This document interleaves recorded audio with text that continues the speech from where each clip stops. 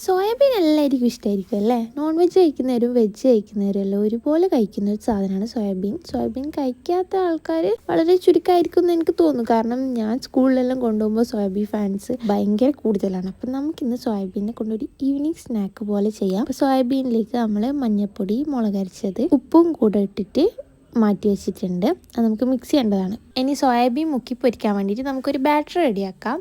അതിന് വേണ്ടിയിട്ട് കടലപ്പൊടിയിലേക്ക് നമ്മൾ നേരത്തെ സോയാബീനിലിട്ട അതേ സംഭവങ്ങൾ തന്നെ, മഞ്ഞൾപ്പൊടി, മുളകരച്ചത്, ഉപ്പ്, പിന്നെ എക്സ്ട്രാ ആയിട്ട് കോൺഫ്ലവറും കുറച്ച് കറിവേപ്പിലയും കൂടെ ഇടുന്നുണ്ട്.